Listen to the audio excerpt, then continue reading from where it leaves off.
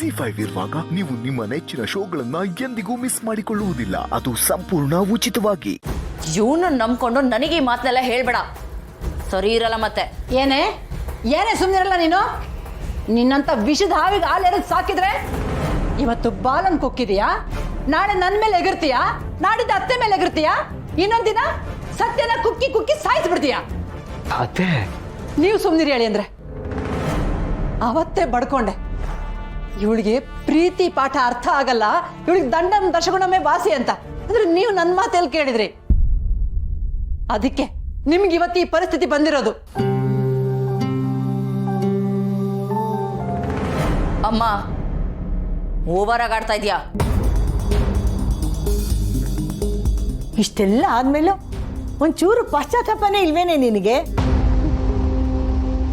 ಮಾಡಿರೋ ತಪ್ಪನ್ನ ಒಪ್ಕೊಂಡು ಗಂಡಿನ ಜೊತೆ ಸಂಸಾರ ಮಾಡು.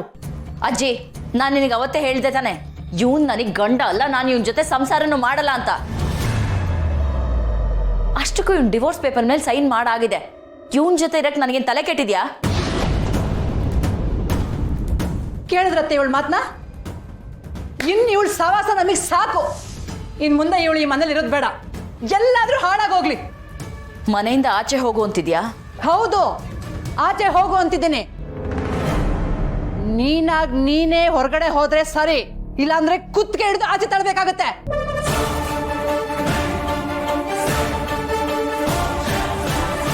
ನನಗೆ ಸಂಸ್ಕಾರದ ಪಾಠ ಮಾಡ್ದೆ, ಹೊಟ್ಟೆಲಿರೋ ಮಗುನ ಸಾಯಿಸ್ಬಿಟ್ಟೆ ಅಂತ.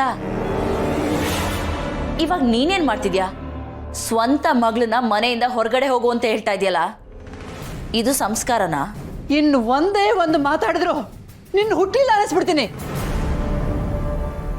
ನೀನು ನಿನ್ನ ಮಗುಗ್ ಮಾಡಿದ ಗತಿನ ನಾನು ನಿನಗೆ ಮಾಡಿದ್ರೆ ನನಗೆ ಇವತ್ತು ಈ ಪರಿಸ್ಥಿತಿ ಬರ್ತಿರ್ಲಿಲ್ಲ ಕಣೆ.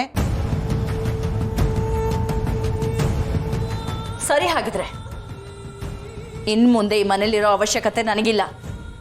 ಈ ಕೊಂಪೆಲಿ ಬಿದ್ದು ಸಾಯ್ರಿ, ನಾನು ಹೋಗ್ತೀನಿ.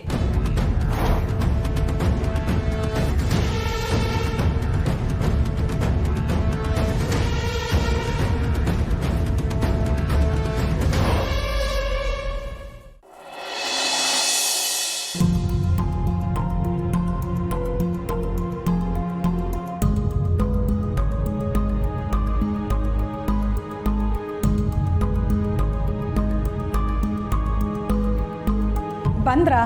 ನಾನು ಆಗಲೇ ತಿಂಡಿ ಕರೆದು ಬಂದಿದ್ನಲ್ಲ. ಬನ್ನಿ ಕೂತ್ಕೊಳ್ಳಿ, ಬನ್ರಿ.